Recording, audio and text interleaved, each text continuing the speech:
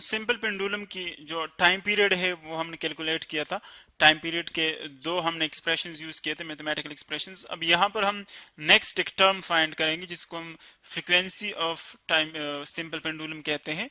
देखिए फर्स्ट आप स्टेटमेंट देखें, assume a pendulum of length 4 meters. एक सिंपल पेंडुलम है हमारे पास और इसकी जो लेंथ है वो कितनी है, 4 मीटर्स। और लेंथ हम कहां से कैलकुलेट करते हैं, जहां से आपने इसको सस्पेंड किया हुआ है, देखें इस जगह से आपने इसको अटैच किया है, सो यहां से आप स्टार्ट करेंगे और जो नीचे आपने राउंड ऑब्जेक्ट इसके साथ अटैच किया हुआ है, जो बॉब अटैच किया है, इसको हम कहते हैं बॉब। तो इसके सेंटर तक आप डिस्टेंस लेंगे, ये इसका जो सेंटर है वो ये है। सो सेंटर से लेकर इस जगह तक डिस्टेंस ये क्या होता है, ये पेंडुलम का लेंथ होता है। ये हमें गिवन है, वो है 4 मीटर्स। और फिर क्या कहता है, vibrating on the surface of earth, यानी जो सिंपल पेंडुलम है वो हमने अर्थ सरफेस के ऊपर रखा हुआ है, यानी किसी हाइटेड जगह पर नहीं है, किसी माउंटेन पर या ऊपर बहुत ज्यादा हाइट के ऊपर नहीं है, बल्कि अर्थ सरफेस के ऊपर है। व्हाट इज इट्स फ्रीक्वेंसी, हम इसकी फ्रीक्वेंसी कैलकुलेट करेंगे। सो देखें फर्स्ट आप डेटा कलेक्ट कर लें कि इसमें हमें कौन कौन से टर्म्स जो है, कौन कौन सी क्वांटिटीज वो गिवन है। फर्स्ट लेंथ हमें दिया हुआ है सिंपल पेंडुलम का, जो कि हम लिख सकते हैं L is equal to 4 meters. और इसके अलावा फ्रीक्वेंसी हमने फाइंड करनी है, F स्मॉल f से इसको डिनोट करते हैं फ्रीक्वेंसी। और देखें अगर आप इसका फार्मूला देखें, मैथमेटिकल एक्सप्रेशन जो टाइम पीरियड का हमने लिया था, T is equal to 2 pi square root L by G, इसको हम कहते हैं टाइम पीरियड। और जो फ्रीक्वेंसी है वो एक्चुअली टाइम पीरियड का रेसिप्रोकल हम लेते हैं, यानी F is equal to 1 over T। जब टाइम पीरियड का रेसिप्रोकल हम लेते हैं 1 ओवर टाइम पीरियड, तो वो फ्रीक्वेंसी बन जाती है। और इसी तरह अगर हम 1 ओवर फ्रीक्वेंसी ले लें तो वो टाइम पीरियड बन जाएगा। सो देखें अगर हम इस फार्मूले का रेसिप्रोकल ले लें तो वो फ्रीक्वेंसी बन जाएगी, यानी 1 ओवर टी हम लेंगे। और टी की वैल्यू क्या है, ये सारी इसकी वैल्यू है। तो इसका मतलब ये है कि अगर हम 1 ओवर ये एक्सप्रेशन ले ले तो इससे फ्रीक्वेंसी बन जाएगी। और वो हम इजीली कर सकते हैं, देखिए 1 ओवर 2 पाई है, सो ये 1 ओवर 2 पाई बन जाएगी। और इसी तरह L by G under the root है, तो इसका अगर हम रेसिप्रोकल ले ले तो ये क्या बन जाएगा, ये बन जाएगा G डिवाइडेड बाय L। ये भी, इसका भी हमने रेसिप्रोकल ले लिया। सो ये फ्रीक्वेंसी बन गई। अब जस्ट हमने वैल्यूज पुट करनी है।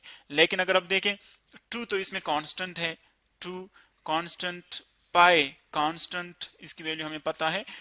G जो है वो इस स्टेटमेंट आप में आपको नजर नहीं आ रही, L हमें गिवन है। तो देखिए अगर हमारे पास G की वैल्यू ना हो फिर तो हम फाइंड नहीं कर सकते।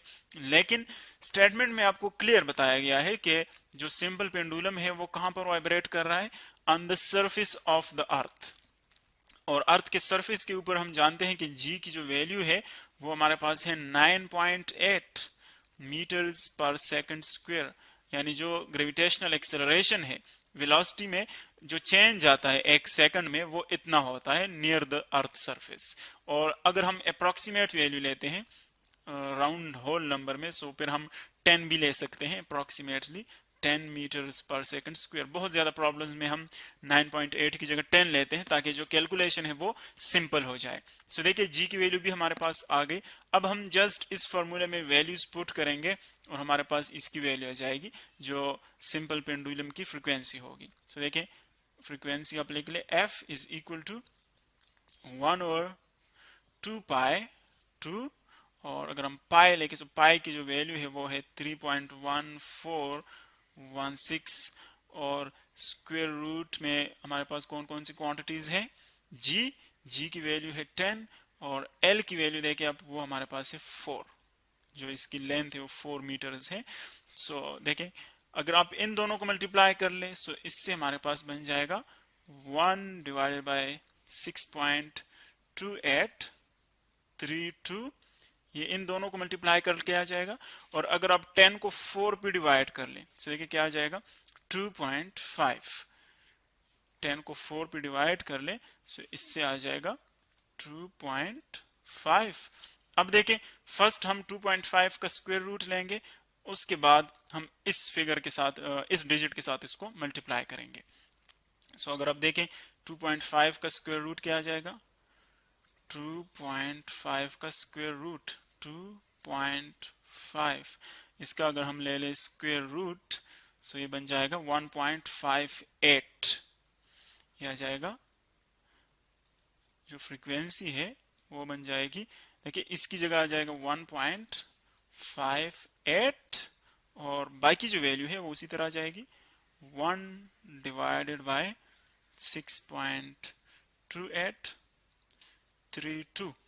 अब देखिए 1 को अगर आप इस पे डिवाइड कर ले, सो क्या आ जाएगा, पहले उसको डिवाइड कर ले, यानी 1 डिवाइडेड बाय 6.2832, सो इससे आ जाएगा 0.15 अप्रोक्सीमेटली, इसकी वैल्यू आ जाएगी 0.15 मल्टीप्लाई बाय ये चीज आ जाएगा 1.58, ये दोनों मल्टीप्लाई कर ले अब तो वो हमारे पास आंसर आ जाएगा फ्रीक्वेंसी की, मल्टीप्लाई बाय 1.58, सो वो हो जाएगा 0.25। अगेन इसको कंफर्मेशन के लिए हम मल्टीप्लाई करते हैं, देखिए 0.15 मल्टीप्लाई बाय 1.58, सो ये आ जाएगा 0.23 इसकी फ्रीक्वेंसी आ जाएगी। तो देखिए फ्रीक्वेंसी का मतलब क्या होगा, जो हमने वैल्यू कैलकुलेट की यहाँ पर f इज इक्वल टू 0.23 और इसकी जो यूनिट है फ्रीक्वेंसी की वो है हर्ट्स। हर्ट साइंटिस्ट का नाम था हर्ट्स, और उसने फर्स्ट इसको डिस्कस किया था इसकी यूनिट को, सो इसीलिए उसका इसकी जो यूनिट है वो उस साइंटिस्ट के नाम के ऑनर में है, हर्ट्स। और फ्रीक्वेंसी का मतलब ये होता है कि कोई भी वाइब्रेटिंग ऑब्जेक्ट जो है वो 1 सेकंड में कितने वाइब्रेशंस कंप्लीट करता है, नंबर ऑफ वाइब्रेशंस, यानी अगर वो 1 सेकंड में फॉर एग्जांपल 10 वाइब्रेशंस कंप्लीट कर ले तो इसकी फ्रीक्वेंसी क्या होगी, 10 होगी। अगर वो 1 सेकंड में 2 वाइब्रेशंस कर ले तो फ्रीक्वेंसी 2 होगी। और अगर आप देखें यहाँ पर फ्रीक्वेंसी बहुत स्मॉल है 0.23, यानी 1 से भी कम है और हाफ से भी कम है, यानी ये जो सिंपल पेंडुलम है ये एक वाइब्रेशन जो है 1 सेकंड में इतने वाइब्रेशन करता है 0.23 वाइब्रेशन, तो ये इसकी फ्रीक्वेंसी आ जाएगी।